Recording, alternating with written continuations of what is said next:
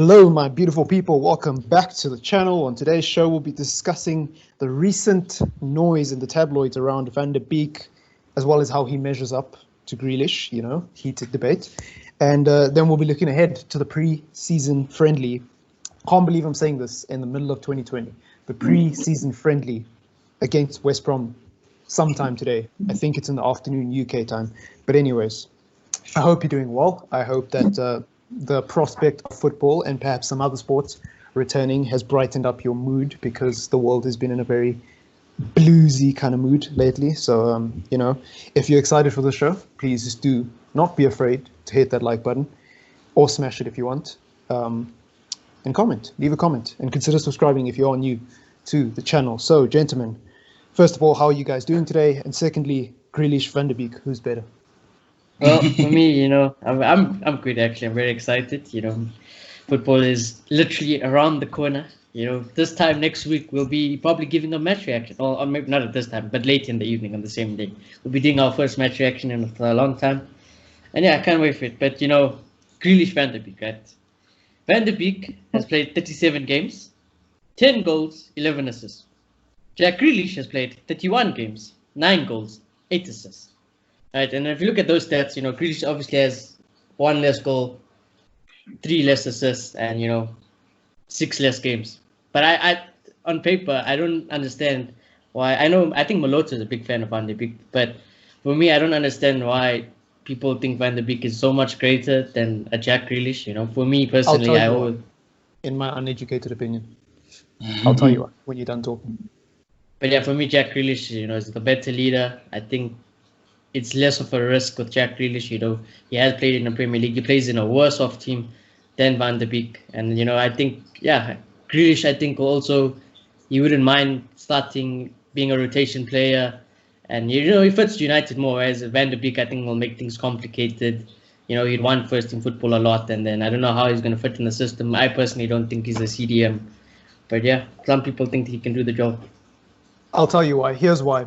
Van der Beek, you just mentioned Van der Beek has the same amount of assists and goals, a similar amount of assists and goals as Grealish. Well, Grealish, in many people's eyes, is seen as an advanced midfielder, not a deep midfielder. He may play deep because he plays in a crap team where he has to do everything, kind of like how Tony Martial kind of has to do everything when Pogba and Bruno aren't there, right? But Tony Martial is not an attacking midfielder. He's a striker. He just can't do his job as a striker because he's too busy helping out the defense. And that's why Grealish drops deep in Villa. He doesn't drop deep because he's a good player deep. He drops deep because he needs to help out, because, as you said, he plays in a crap team. Well, Van der Beek does all of this in the Champions League as a deep midfielder. He's not an attacking midfielder, but he's got the stats of a supposedly really good attacking midfielder who's a leader in a relegation side in one of the best leagues in the world. That should say it all. Imagine having a player who can play in the CDM, who can also score goals, get assists, has experience in the Champions League, which not many players at that age and in that price range have, by the way. And imagine his stats being better than someone who plays in a more advanced position than him. Imagine that. And he's cheaper because he doesn't have a British passport. And he's cheaper because he doesn't have a British passport. That is why Van der Beek, in some people's eyes, might be better than Grealish. Maybe not a better fit at United, but a better player. To be honest, I think there'll be similar prices at the moment. I think it'd be cheaper. No. He might. The only reason there might be a similar price is because Villa need to sell on the cheap. But I think he'll be cheaper. In a normal market, the European players always cheaper. Mm-hmm. I think we might see him go for like 30, 40 million, which is cheaper for the quality he is. Look, I'm not sure where I stand on the argument, but I think objectively I have to side with Van der Beek. The only thing Grealish has for him is that he's done in the Premier League. He has decent stats in the Premier League. That's what he has for him. And we know that he'll fit in at United. With Van der Beek, there's so much attributes that shadow Grealish because he's very versatile. He has the numbers.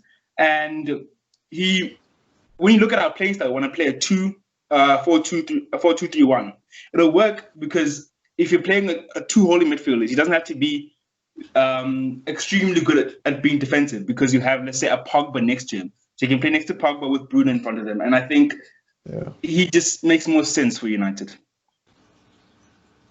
Yeah, look, personally, I prefer Grealish, even after everything I just said. Personally, I prefer Grealish. I think Grealish got the right attitude. I think the fact that he left his car out in the middle of the road and was drunk could be a good thing. It could be the brave, courageous attitude, the bad boy type attitude we need at United. You need to spice things up. I don't care what you do off the pitch as long as you're good on the pitch. For me, Van de Beek is the very boring signing. It's the very obvious signing. Grealish is something exciting. I know hair has nothing to do with football, and I know socks have nothing to do with football. But I mean, he's got his socks low. He's got a nice hairstyle. Look at Van de Beek. He's so dry. Yeah, but Grealish looks like a United signing at the end of the day. Look, Grealish is the more exciting signing, and I just, sorry for cutting you off, but I just think if you're going to look at it objectively, there's so many arguments you can make for Van de Beek, because the thing about Grealish and what people don't understand, Grealish may be playing well at Aston Villa, right? And it's I could be a cynic and say it's not easy to stand out at Aston Villa because there's not that much competition, firstly. But anyways, if Grealish moves to a big club, we don't know how well he's going to play. At least with Van de Beek, he's played well in the Champions League against some of the best teams in the world. So, and he's played in a team that is considered to be maybe not the best team in Europe, obviously, by a long shot, but a pretty good team in Europe by their recent standards in the Champions League and how far they've been able to go. I just think we'll just have to wait and see what happens with Grealish. I do think he's a talent and he'd work at United, but we'll just have to wait and see. I don't know how he would fit in a team and with the pressure and with the atmosphere of a big club, because I've never seen him play at a big club yet. Who would fit better into starting 11? That's what I'm saying. Like, with Grealish, I guess he's going to play in the 10 and be replacement for Bruno. Or if we're going to play with two box-to-box, he'll play there. But then there's questions, because some people are not completely sure if he's suitable for the 10. Some people think he's more of a winger. But he scores and assists, so it's fine. With Van de Beek, I just think it finishes the puzzle. It makes more sense in my eyes. Yeah, Van de Beek can drop into where Matic is playing straight away. I think a starting 11, Van de Beek will make more sense. But I think for what United need and better fit overall, I think Grealish. And I am, it's football. Everyone has their biases. Like, for me, Grealish is going to be my signing of the window. I want Grealish at United more than I want Jadon Sancho at United. I think Grealish, can I be honest? I'm going to be 100% blunt. I think Grealish only makes sense if Pogba leaves. Because if we sign Grealish and he comes and sits on the bench, what's the point? Unless he's a steal. Again, because of the way the market might play out, Grealish might be extremely cheap, in which case I don't mind us buying him. But it all depends on Paul Pogba for me. Paul Pogba leaving or whether he commits his long-term future, like one of those things needs to happen before I can say, obviously I want Grealish, I like Grealish, but objectively speaking, I have to know where Paul Pogba stands, because the last thing I would want to see, or the last thing I think we need, is yet another young player coming to sit and chow bench at Old Trafford. Why? I have a problem, and you guys can tell me if I'm wrong, but I've heard people have written off our midfield problems from what I'm seeing, because I feel like last season we had such serious midfield problems, and we're all like, we need to clear out, we need to buy midfielders. And then we buy Bruno, then we buy Bruno, and somehow it's okay with just one midfielder. But he gets injured. But that's the football fan, Rita. That's the football fan. That's But yeah. Yeah, I feel like we need to clear out the midfield and fix the problem. Then we can move on to other positions, because we can't be dallying around every position. Here's the thing. And a lot of you are not going to like what I'm about to say, but please listen to my words and don't let your opinion of the players I'm about to mention affect your thinking, right? Here's the thing about our midfield at the moment. Our midfield has massive problems. And can our midfield win a title at the moment? No, not if Bruno and Pogba don't stay fit. But if you look at our midfield in comparison to other positions, there's way more depth in the midfield. Whether you think Lingard, Pereira, Matic, and Fred are good enough, and you can add McTominay there if you want, whether you think those 5 guys are good enough or not, right? Having those 5 guys plus Bruno and Pogba, that's 7 midfielders. We don't have any right wingers. Even if you think Dan James is good enough, he might get injured. We don't have a replacement for Dan James. That's why midfield is not the priority. A lot of people seem to think that buying a CDM makes a lot more sense for our future. It doesn't. Yes, we do need to get rid of the dead wood, and I'm not denying that we need to get rid of the dead wood. But if you're running a company, right, and you're overstaffed in the accounting department, and some of your accounting department is crap, And in order to buy new accountants, you need to let go of some of your accountants. But you don't have any other people in other finance departments at all. Like you literally just have one guy. You're gonna have to fix those other finance departments so that there's at least people working there before you get rid of the crappy accountants. It's the same here. We need to get rid of Pereira, Lingard, and then we need to see what we do with Fred, because some people think Fred is not good enough. His first touch has come into question lately. The reason why I think people have written off our midfield problems is because everybody realizes how serious our problems are in other areas, and we just bought Bruno, so we're blinded by the positivity of the last few months before football stopped. That's why people seem to have forgotten that we let Herrera go for free, practically for free. No, yeah, we definitely, with that right wing is definitely a priority. But yeah, like, we have 7. Yeah, there is a big whether priority, you like them or not. We have 7. But yeah, the positives of getting a Jack Grealish, obviously, you'll see less of a Lingard Pereira. You'll see, if Pogba does pull a hammy or Bruno does get an injury, that's a great replacement off the bat to come on. From that is great, but that's so circumstantial. And if we're gonna buy a player to come on and replace Paul Pogba, then why not just replace Paul Pogba altogether? Why not get someone in the team who won't get injured and won't spend 6 months in the recovery room every season?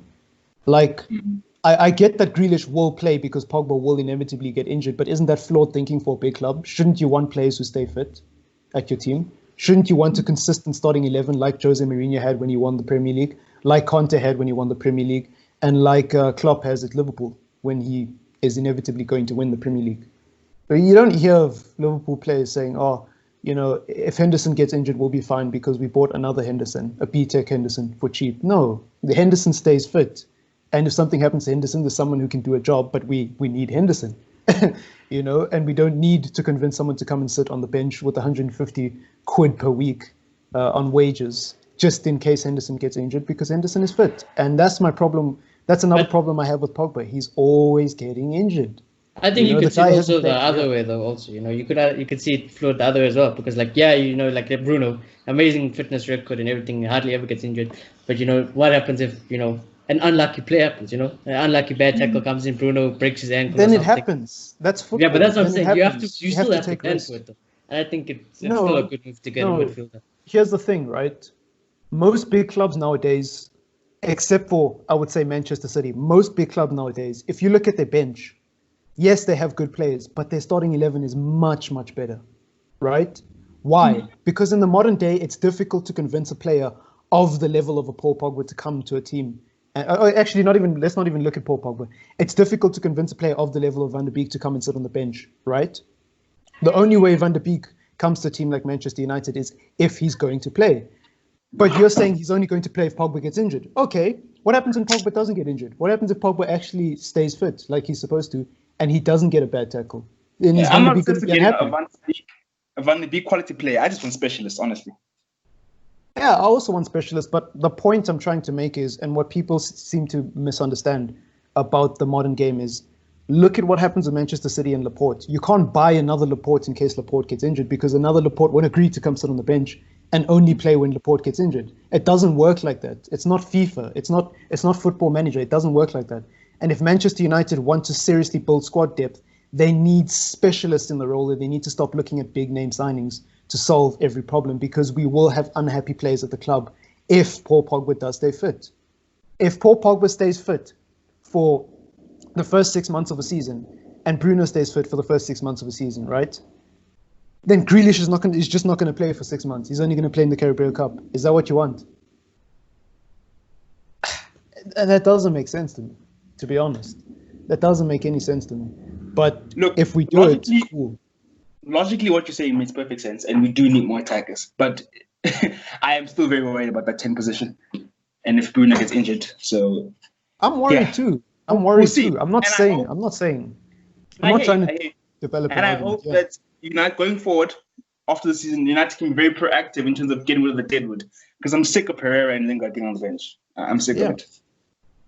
I mean, what use does it have? And this is the argument people make with United all the time. What use does it have having Mata for 250k per week sitting on the bench doing nothing? What use is that? Because remember, we bought Mata And at the time we bought Mata, he was actually a good player. Look at what's happened to him. I'm not saying the same thing will happen to Grealish, but if Pogba stays fit, if Bruno stays fit for the majority of the season, Grealish needs to play. A player like Grealish will want to play, and he's going to be unhappy. Like, mark my words. Mark my words. If this scenario plays out, I'll pull this clip back for all of you and make you listen to the first, 10 minutes of this podcast. Because it happens. It happens everywhere. And I think the team that's got it right is Manchester City somehow. Somehow they've convinced players like Marius to come and sit on the bench. But, you know.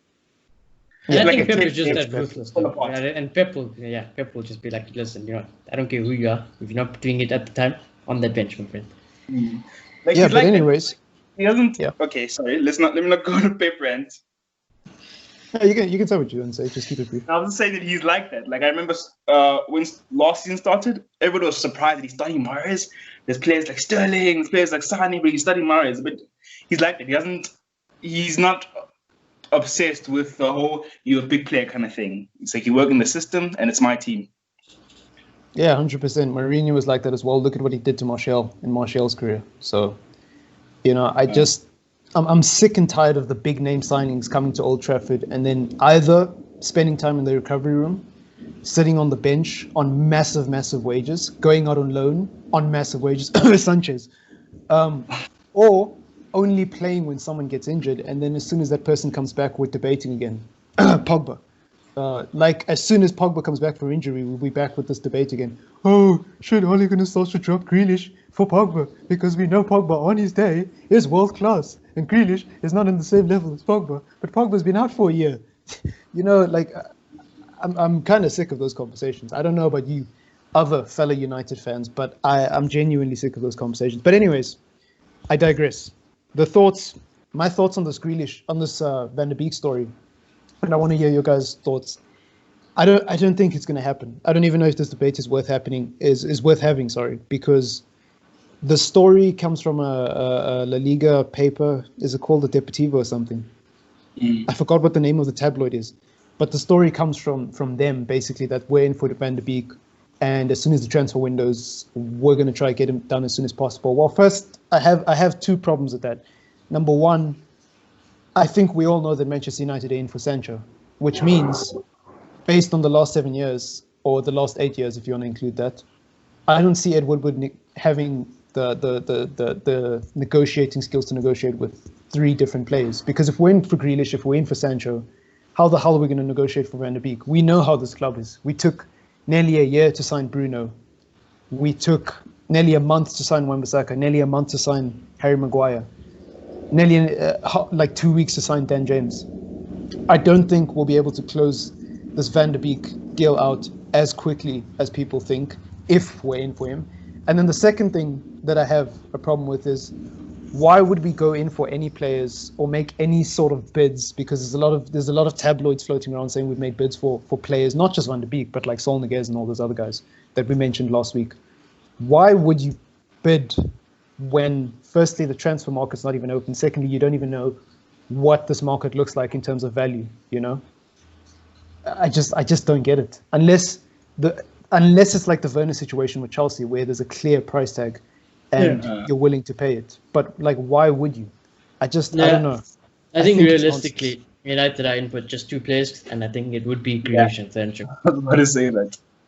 Yeah, look, we're signing 2 players. And we're going to take a month to do Sancho. Yeah, we're going to take forever to sign those 2 players. We're going to sign the second one close to the end of the transfer window. And if United fan will be happy, but I guess we'll be happy because of the market we're in, so that'll be fine. And if I'm being honest, I think it'll be Grealish and Sancho. I honestly hope but United are going to suck the life in that transfer list. I really hope. I know lots of people will be gassed. Don't get me wrong, I'll be gassed when we get Sancho. Finally our right wing, we have a right wing. Thank God we have a right wing.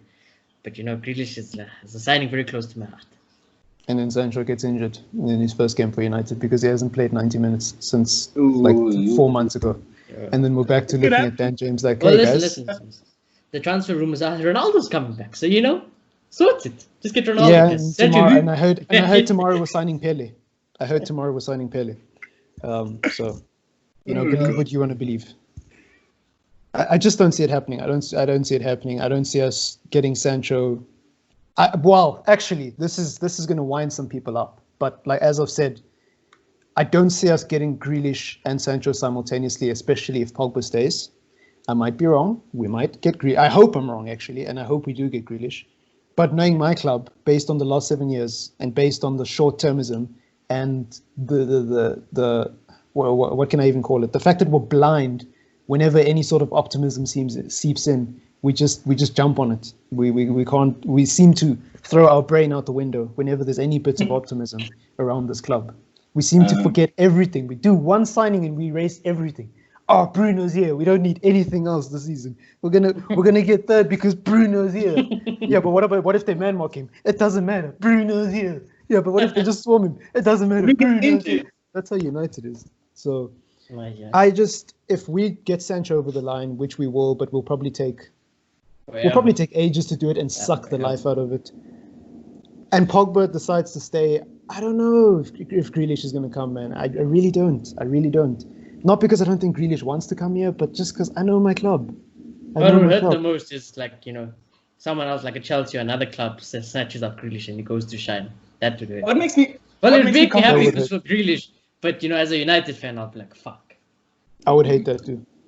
What makes me confident is that he's cheap, so I think we'll do it. But even though he's cheap, we're going to negotiate the life out of it. That's the thing with United. I think between Grealish and United, though, they happy. It's just about that fee and how United deal with everything. Yeah, that's true. But I mean, I've heard of so many players who were so happy to come to Old Trafford and then they never did. In the last, I don't even know how many years. Since even before Fergie left. But I don't know. I guess the reason why I'm so pessimistic is because I don't trust Ed Woodward and I don't believe anything that comes out of his mouth. And I would not be shocked if Sancho... Actually, I would not be shocked if we failed to sign Sancho and we bottled the Sancho signing and we got a B-Tech Sancho and still failed to sign Grealish. I wouldn't be surprised. But, hopefully... My big fear, which we've seen United do in the past, is that if we don't get Sancho, we're just not going to get a right wing. Yeah. We thought of Maguire. Oh, we can't get Maguire, so let's just go a season without a centre-back. We'll get him next season. Yeah. Hey, that would be... Like Wenger and Benzema. We wanted a striker, but he didn't want to come and he did not have the money. I even forgot about that. Benzema was going to Arsenal. Every season we wanted a striker, but he was not available for the price that we needed. So we go again this season. We go again. I'm happy with the strikers I have at the club. Giroud is doing a lot of work and is not keeping so fit. Every season, same speech. But anyways, look, hopefully I'm wrong, and I don't mean to be a Debbie Downer, so let us move on to the next topic of the show. And just before we talk about us playing West Brom this afternoon or whenever it is in the UK, to all the Arsenal fans, if there is an Arsenal fan, even just one, how are you guys losing to Brentford, guys? Come on, and for the full team. I know I shouldn't be saying this because even though we won't lose to West Brom, in the hypothetical world where we did lose to West Brom, Arsenal fans will have something to make fun of. But mate, you're ninth, So if we lose to West Brom, it's an upset. You guys losing to Brentford it's another joke. It's yet another compilation for the Banter Club FC. They pulled an Arsenal. That's just embarrassing. Yeah, you pulled an Arsenal. But if we do it, if we lose to West Brom, it's just an upset. So this is no biggie. We weren't fit. We weren't ready. But I doubt that will happen. We're not losing to West Brom. I have a question for you guys, and I thought for a very long time about how to ask this question. Do you think if Ole Gunnar Solskjaer, not just in this game, but even in the game against Spurs and the game after that, decided to play a 4-4-2 diamond, do you think that would be a bit coward-like of Ole Gunnar Solskjaer? Yes. And the reason why I say that, okay, you can go. I'm just going to be straight up. I think yes. I think, he doesn't want to be faced with the decision of dropping a midfielder who's been good in form or a superstar named like Paul Pogba. He doesn't want to make that choice, and he'll just go for the easy option, leave our winger out, and play with Rashford and Martial as the two wide and central strikers. I think it's cowardly, to be honest. Just so he can have all these nice midfielders this season in the team. It's that FIFA mentality when you play manager mode And for the first time. You don't know which job. I hate that diamond formation. I hate it. Despise it. Do you hate it for United or do you hate it in general? I don't like it in general. Even like when Juventus did it, I didn't like how they play with it. Also, any diamond formation, I really see it. For me, obviously, people like it, but for me, I can't watch it. It's a bit of an unorthodox formation in today's times. Definitely. It's very rigid. I'll say that. But in my opinion, if it works, then why not? So in the friendly, I'd be more forgiving because it's a friendly and he's trying it out. And in the game against Spurs, personally, maybe I wouldn't like it. But if we won that game because of Diamond A, I'd be good. But then I would be like, why wouldn't you try the 4-3-3 that if you want to try something, try the 4-3-3. I guess, but I don't think it's we know that's not going to happen because Ole Gunnar Solskjaer doesn't set up that way. I think Ole Gunnar Solskjaer has massive trust issues with his defense, and he maybe not trust issues with anyone specific like Maguire, but I think if there's one thing I have noticed, and this is just my opinion, by the way, this is not fact or anything like that, but one thing I've noticed about Ole Gunnar Solskjaer and an opinion I've developed about him is that he likes the more defensive. Besides the fact that he likes being versatile and likes having multiple plans, he likes having a CDM. He likes having two holding midfielders or a good defensive structure, and he loves playing in transition off the break. I'll tell you why. He's protecting Maguire and Lindelof because he probably doesn't think that they are amazing as a partnership. Because when you have a good CDM, it's easier for the centre backs, and we don't have a good CDM, so he's protecting them thing too. And the CDM we have, the problem with the CDM we have is, even though he's played very well, take nothing away from it. We don't have the kind of midfield to where, and I've tried to explain this on the podcast before, we don't have the kind of midfield where Matic can just sit back and do his job. And Fred, we have a midfield. We have a midfield. Yeah, we have a midfield where Matic actually has to do a sambo to try help out Fred. Get the ball to the other side of the field, and then we might lose the ball between those two, and it's late. So, I think one thing I've noticed about Ole Gunnar Solskjaer is I wouldn't say he's a defense first kind of manager, not like Mourinho, anyways, but he does like his defense, and he does like being solid, and he does prefer getting a clean sheet if it's on the cards. Whereas a Klopp doesn't care if it's a clean sheet or not. Obviously, he wants a clean sheet, but just score goals and make it look attractive. Ole Gunnar Solskjaer, he's very set in his ways, and hopefully that's not a bad thing. Hopefully, this versatile management style is a good thing because teams don't know how we're going to set up, especially if we're playing Diamond 1 week, 4-2-3-1 the next week, and then a 5 at the back the week after that. What I will say though is I know even though it is West Brom and stuff like that, but I think because it's a friendly and things, I would think Oli is going to try something in this friendly that he's going to go against Spurs. I think he's going to use this game as an opportunity to work on whatever he wanted to work on or try whatever he wanted to try.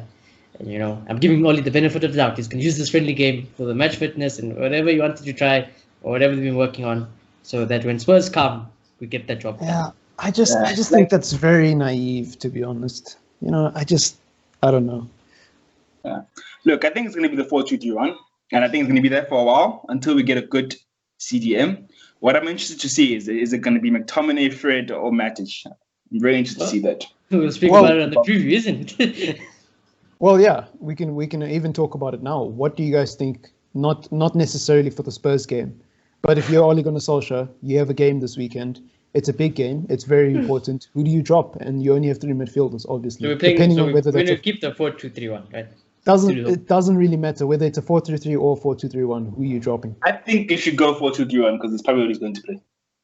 Yeah, but okay, so 4-2-3-1 then. Who are you dropping? I'd drop Matic. Because I would drop Matic. I would keep Fred, Pogba, and Bruno. Gunzin. To be honest, I would rather even play McTominay. It's hard. But it's very hard. Don't get One might say Yeah. One might say Pogba because he hasn't played, but I want to play Pogba. So I'm going to put Pogba in the equation. And Matic defensively will be the best, but I feel like McTominay and Fred have more legs. So maybe McTominay and Fred first half, Match's second half, and play Fred because Fred has been doing the most throughout the season. No, what I would do is drop Fred and McTominay if Pogba's fit, because he hasn't played football in a year, so we don't know. And what I would do is play Matic next to Pogba and Bruno in the 10. The reason why I would do that is because transition, I know people seem to be very stubborn about formations nowadays. Oh, but it's a 4-2-3-1. In transition, a formation in a football game, and anyone who's watched the football game and had any sort of tactical prowess will know that a formation is not, it doesn't have to be a rigid thing. Your formation can change when you defend, and it can change when you attack. You know, it can be fluid. I think in transition play, the 4-2-3-1, it's the way Ole Gunnar Solskjaer plays it. It's not really the same 4-2-3-1 as when we're defending, honestly.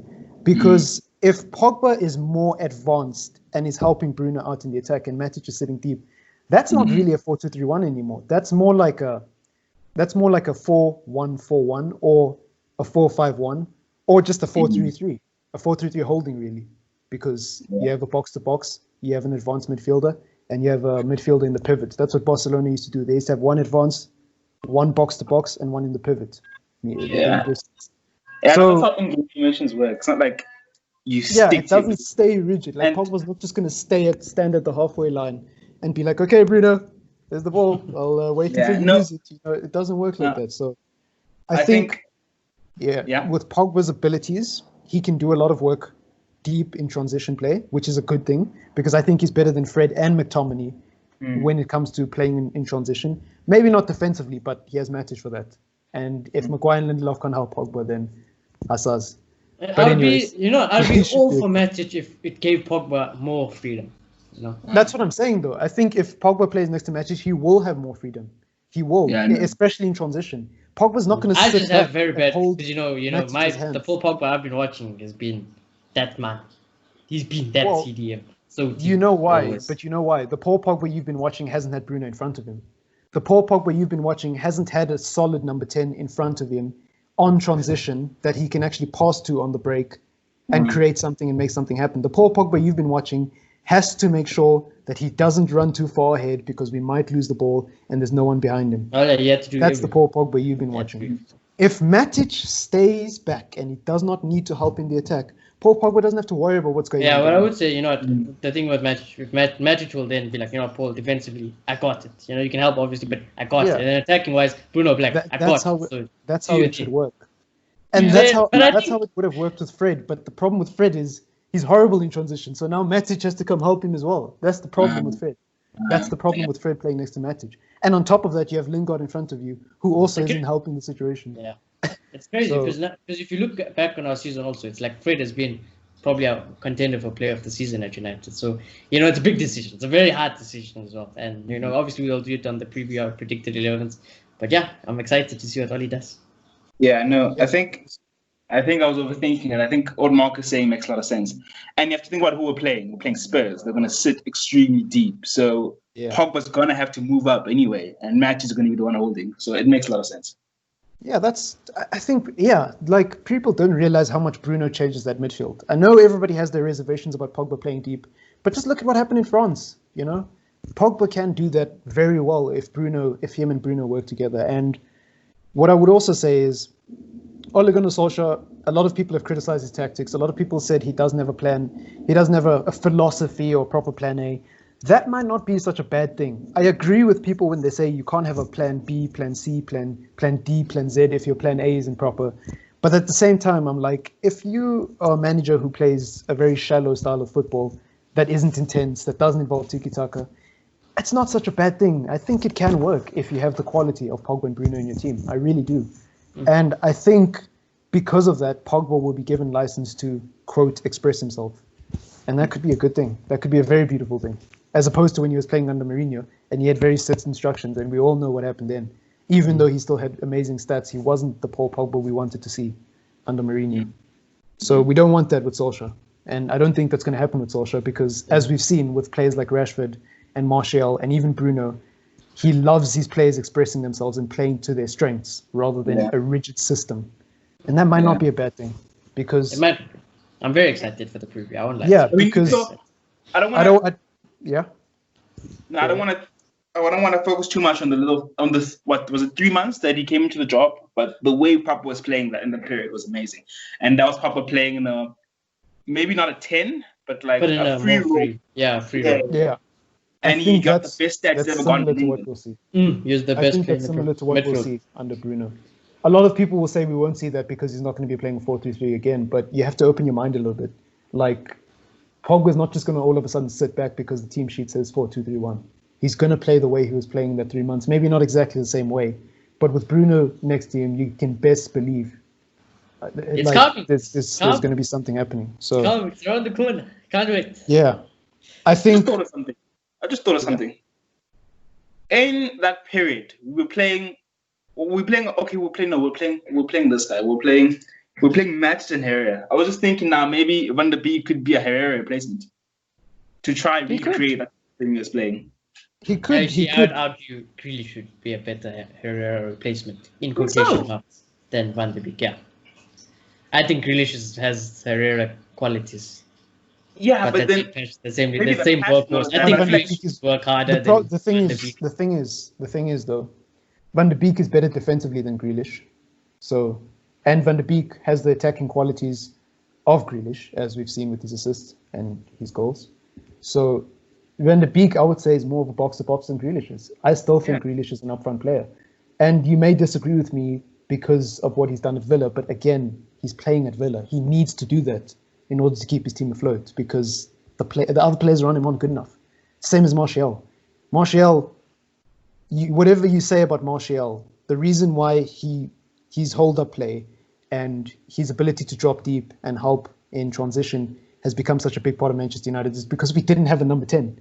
When Bruno's there, he doesn't need to be Mr. Hold-up guy and wait for Rashford to make the run because Bruno's doing all that. He can just wait in the box for the chance. And it's similar with Grealish. I think if Grealish goes to a team where he doesn't have to do everything in the midfield alone, you will see the real side of Grealish come out, and you'll see Grealish at full potential because he's not wasting energy running all the way back. With Van der Beek, though, he already is playing in a good team. He already is doing not everything, but he's versatile enough to do the box-to-box role because he is a deep midfielder who scores goals. So I don't know. I don't know. Make your own mind up, but those were the attributes of Herrera, and I think Grealish, yes, he did go deep from time to time in Villa, but to be honest, I don't think he was that great at it because you'd see games where the midfield was lacking. Grealish was shut off. I remember the game against Chelsea where they got battered, and he had to go deep. He's not a deep midfielder. He might seem like a deep midfielder because he's playing in a relegation team. We've said this before. Fred looks like we've had this argument with Fred. Is Fred really that good, or is Fred good just because he was playing next to Lingard and Pereira and Matic when Matic was out of sorts? Is McTominay really that good, or is McTominay playing in a B-Tech version of what a top 4 midfield should be? And it's the same. I would say with Grealish, you have to open up your mind a little bit. And I know it's difficult when you like a player and you believe in his abilities and skill, and there's nothing wrong with that. And I'm not saying Grealish can't do the box-to-box role at Manchester United. I'm just saying Van der Beek has done it in the Champions League very well. And he's shown that he has the qualities to do it. Whereas with Grealish, he's just doing it because he has to. Because Grealish, Villa's midfield, it's crap, bro. It's proper crap. Villa's team is just, Yeah, so I don't know. But let us know what your thoughts are down below. If you aren't shy, let us know in the comments down below. Engage with us. Let us know what you think of Van der Beek, Grealish. Who would be a better fit? Do you think Van der Beek's a better replacement for Herrera?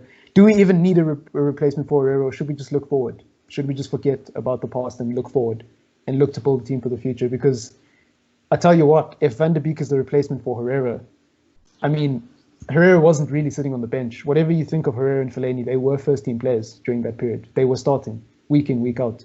So for Van der Beek to be a Herrera replacement, that implies that Van der Beek has to come here and start. And we're back at square one. Who do you drop? So let us know in the comments down below what your opinion is. But, other than that, one more question. Do you think Pogba and Rashford are fit? And I know they played in a friendly 11v11, I think it was, at Old Trafford. But that's not a Premier League game. That's just a friendly with your other teammates. Do you think those guys are ready and match fit, considering what happened with players like Sancho in the Bundesliga. We all saw that Sancho was out of sorts in those first few games for Borussia Dortmund. Pogba hasn't played in a year, mind you. Well, I can only go off for what I've seen. I've seen the training videos. I've seen what the club have said, or what Oli said about those two. And I honestly do think that Rashford and Pogba are ready and fit to go against Spurs. I think it's very possible they're not, but knowing our manager and our lack of depth, they're still going to start. Especially Rashford, because there's no wingers at this club. There's just no wingers. Yeah. So like when Rashford gets injured, it's over. Yeah. Look, the reason why I'll be massively, and this is just kind of to end off the show, the reason why I'm massively opposed to the diamond. I like the diamond. I think the diamond can work. I think the diamond does have a place in modern football if it's done right. Especially with some of the quality we have at our club, I think the diamond could work. My only concern with the diamond, especially in these times, in these unique, unprecedented times, my problem with the diamond is I don't want to play all our best midfielders in one game. Yeah. That's not a good idea. That doesn't sound like a very good idea to me. It's similar to when we were in the middle of that very grueling period just before Rashford got injured. And I said to you guys, maybe the reason why Ole Gunnar Solskjaer is playing 5 at the back with 2 strikers up front is because he doesn't have the depth and he's just trying to rest Rashford. It's a similar sort of argument with this. I don't want to see our best players playing in here just because we feel like we need to beat Spurs. Like, what about after Spurs? I think we can beat Spurs without that fully packed midfield. That's my problem with the diamond. And also, we've only played the diamond once, and I think it's failed by all accounts at Everton. Oh my god, yeah. Yeah, but I think even without Paul Pogba, we smashed Spurs. I'll leave it for the preview. I'll leave it for the preview. I'll wait for the preview, but I'm not. I'll leave it for the preview, but I will end off on this, or I will respond with this. Jose Mourinho did not enjoy losing to Ole Gunnar Solskjaer. Jose Mourinho has had 3 months to prepare on how he's going to beat Ole Gunnar Solskjaer. Jose Mourinho, bar Dele Alli, has all his players now because everyone's pretty much fit. He's not missing the players he was when he played us the first time. And he'll certainly have learned more about his team and what he wants to do in this time, because you best believe Jose Mourinho hasn't been sitting around playing FIFA, fam. He's been working on tactics. He's been training. Oh, yeah. He even got fined in the park. Mourinho has been plotting. So I think we're going to make third, but I wouldn't be too overconfident about the Spurs game. And I don't think we'll lose, but I can see a draw incoming. Big time. I don't think we'll lose, and I want us to win. And I believe we can make third, but I can see a draw incoming. But that's all I'm going to say. That's all I'm going to say. Let's look for the preview. I can't wait. I honestly can't. Well then, I think that about wraps up the show. Please do, again, smash that like button or press it gently, whichever you prefer. Do consider subscribing if you're new to the channel. Don't be scared to comment and interact. It does help the channel grow, and it would be nice to hear your thoughts anyways, So, well, yeah, I think we've covered all the main talking points. Yeah, we've covered everything. Sorry, just looking at my notes. Catch you in the next one, people.